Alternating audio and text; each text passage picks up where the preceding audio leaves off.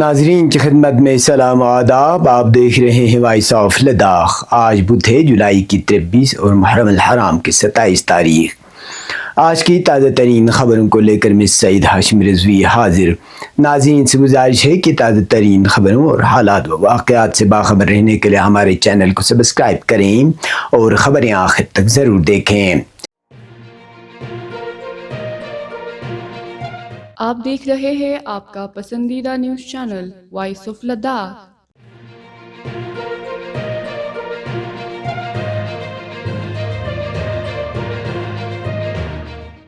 Union territory Ladakh انتظامیہ کی جانب سے KSSRB کو مجموعی طور پر 841 اسامیوں کی منظوری دی گئی تھی، تاہم حالیہ دنوں جاری کیے گئے نوٹیفیکیشن میں محض 474 پوسٹوں کا ذکر کیا گیا ہے، جبکہ باقی 367 اسامیوں کے حوالے سے کسی بھی قسم کی وضاحت فراہم نہیں کی گئی ہے. اس صورتحال پر رد عمل ظاہر کرتے ہوئے ضلع کرگل کی سرگرم طلبہ تنظیم نے منگل کو ایک ہنگامی پریس کانفرنس منعقد کی. اس موقع پر تنظیم کے ذمہ داران نے اپنی شدید ناراضگی، تشویش اور خدشات کا اظہار کیا.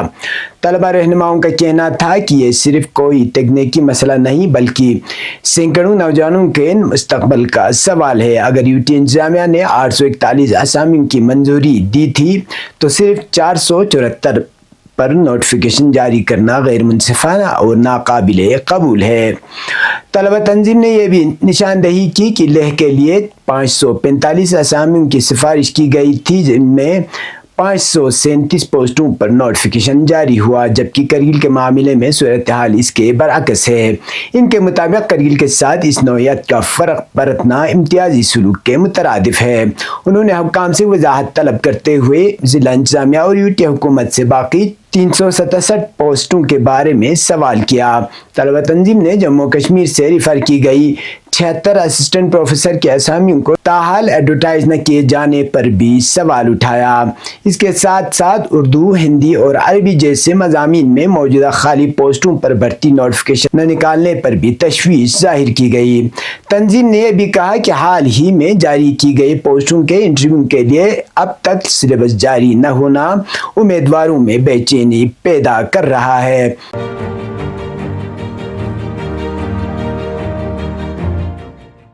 لداخ خود مختار پہاڑی ترقیاتی کونسل کرگل کے chairman chief executive councillor doctor Jafar Akhoon نے آج Baqri health care and research centre کے زیر اہتمام اور محکمہ صحت کرگل کے اشتراک سے منعقدہ 3 روزہ نی اینڈ ہپ کی تبدیلی سرجری کیمپ کا باقاعدہ افتتاح کیا. یہ کیمپ 22 جولائی سے 25 جولائی 2025 تک جاری رہے گا.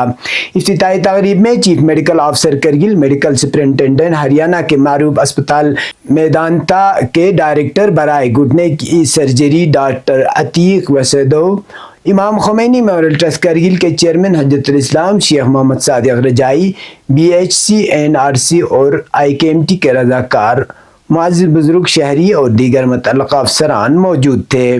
اس کیمپ کے دوران بتایا گیا کہ سرجری کے تمام مراحل ڈاکٹر عتیق وسیدو کی نگرانی میں انجام دی جائے گی، جو رضاکارانہ طور پر اس میڈیکل کیمپ میں خدمات سر انجام دے رہے ہیں.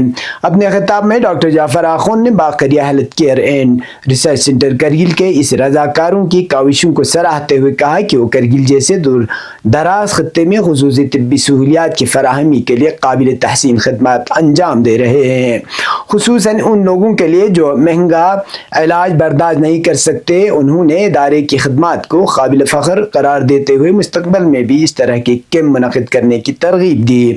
انہوں نے یقین دہانی کرائی کہ LHDC کرگل ایسے اقدامات کی مکمل حمایت کرتا ہے تاکہ معیاری اور مہنگے علاج تک رسائی عام شہریوں بالخصوص نادار طبقے کو حاصل ہو. اس موقع پر BHC NRC کے نائب صدر ڈاکٹر ولایت علی نے بتایا کہ کرگل میں پہلا گھٹنے اور ہپ کی تبدیلی کا کیمپ 2019 میں منعقد ہوا تھا، جس میں 23 گھٹنے اور ایک ہپ کی کامیابی سرجری انجام دی گئی تھی.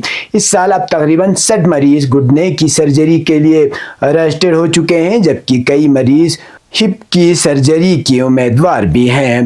ڈاکٹر ولایت علی نے ڈاکٹر عتیق وسیدو کا شکریہ ادا کرتے ہوئے کہا کہ وہ مسلسل رضاکارانہ بنیاد پر کرگل میں طبی خدمات فراہم کر رہے ہیں، جو قابل قدر ہے.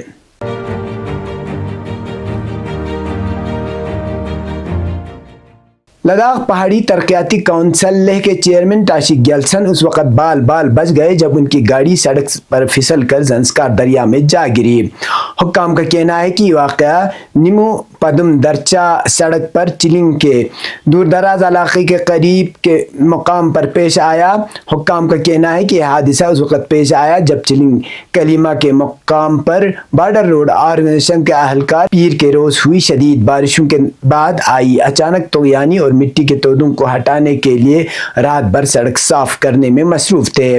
حادثے کے فوراً بعد BRO ٹیم نے فوری کارروائی کرتے ہوئے گیلسن اور دیگر مسافروں کو گاڑی سے بحفاظت باہر نکالا۔ حکام کا کہنا ہے کہ تمام افراد کو معمولی چوٹیں آئیں اور وہ بروقت ریسکیو کیے گئے۔ ٹاشی گیلسن جو کہ بھارتیہ جنتا پارٹی کے سینئر رہنما بھی ہیں نے فوری کارروائی پر BRO ٹیم کا دلی شکریہ ادا کیا۔ ان کا کہنا تھا کہ RCC 114 ٹیم کی پیشورانہ مہارت اور بروقت عمل نے ہماری جان بچائی۔ میں ان بہادر اہلکاروں کا دل سے شکر گزار ہوں۔ ذرائع کے مطابق ٹاشی گیلسن زنسکار میں بدھ مذہبی پیشوا دلائی لاما کا درشن کرنے گیا تھا۔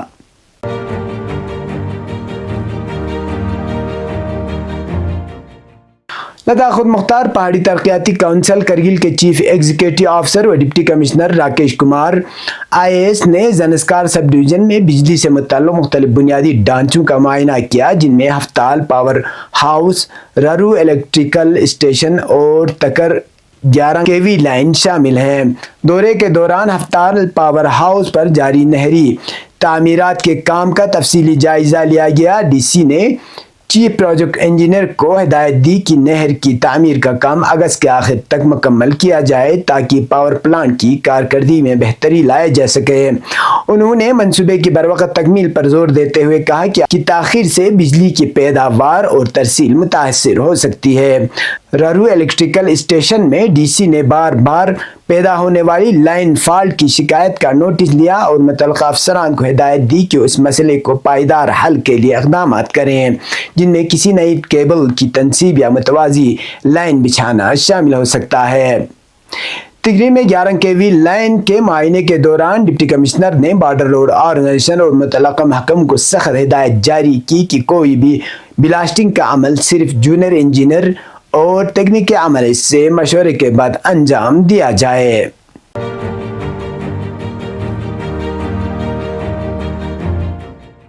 ڈپٹی کمشنر کرگل راکیش کمار نے زنسکار ڈویژن کے BDOs کے ساتھ ایک جائزہ میٹنگ میں مختلف سرکاری اسکیموں جیسے CCDA، ضلعی کیپیکس بجٹ، MG نریگا اور دیگر ترقیاتی منصوبوں کی پیش رفت کا جائزہ لیا۔ انہوں نے افسران کو ہدایت دی کہ تمام جاری کاموں کو مکمل تفصیل، اسکیم وار درجہ بندی اور تکمیل کی مدت کے ساتھ پیش کریں۔ سوچھ بھارت مشن کے تحت صفائی سے متعلق سہولیات اور گاڑیوں کی دستیابی پر بھی رپورٹ طلب کی گئی۔ DC نے موجودہ منصوبوں کی تخمینہ کاری کا اثر نو جائزہ لینے، شفافیت اور فنڈز کے مؤثر استعمال پر زور دیا۔ انہوں نے آئندہ دورے میں متوقع معائنہ اور تصدیق کا عندیہ بھی دیا۔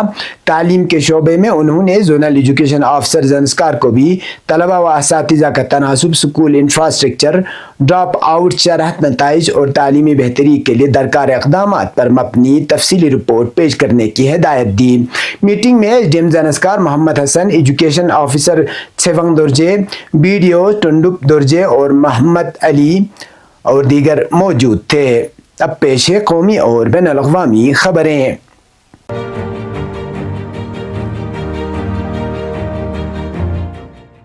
پارلیمنٹ کے مانسون اجلاس کا آج تیسرا دن ہے۔ موجودہ سیاسی کشیدگی کے درمیان لوک سبھا اور راجیہ سبھا دونوں کی کارروائی دوبارہ شروع ہو گئی۔ آپریشن سندور پر بحث کے لیے دیے گئے وقت میں 9 گھنٹے کی توسیع کی جائے گی، تاہم آپریشن سندور، بہار کے انتخابی ووٹر لسٹ جیسے کئی دیگر مسائل پر بات چیت پر آج دونوں ایوانوں میں حکومت اور اپوزیشن کے درمیان تعطل برقرار رہے۔ اس کے ساتھ راجیہ سبھا کے چیئرمین جگدیپ دھنکر کا غیر متوقع استعفیٰ بھی اپوزیشن جماعتوں کے احتجاج کا ایجنڈا بن گیا ہے۔ منگل کو اپوزیشن لیڈروں نے پارلیمنٹ کے باہر احتجاج کیا۔ اس دوران الیکشن کمیشن پر بہار ووٹر لسٹ کے معاملے پر جانبداری کا الزام لگایا۔ راہل گاندھی اور اکھلیش یادو جیسے اہم لیڈروں کو انتخابی دھاندلی کا الزام لگاتے ہوئے پلے کارڈز اور پوسٹر لہراتے ہوئے دیکھا گیا۔ راجیہ سبھا میں حزب اختلاف کے ارکان کی جانب سے SIR مہم اور ڈنکر کے استعفے پر بھی بحث کا مطالبہ کرنے کے بعد صورتحال مزید خراب ہو گئی۔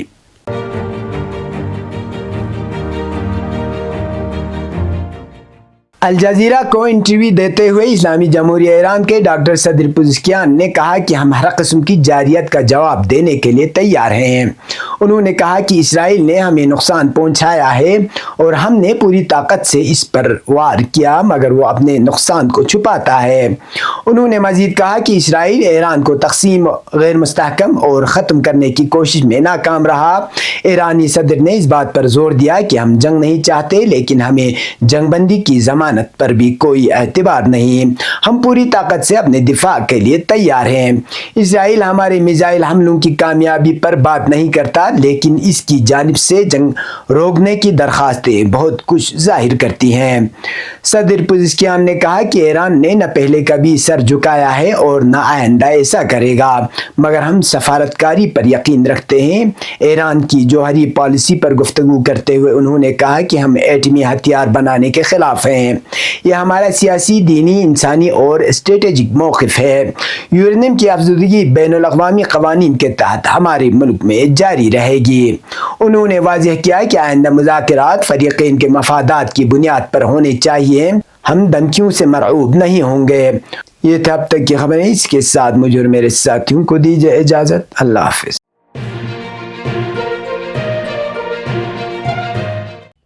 مقامی، قومی اور بین الاقوامی خبروں سے باخبر رہنے کے لیے چینل کو لائک، شیئر اور سبسکرائب کریں، ساتھ ہی بیل آئیکن دبانا نہ بھولیں۔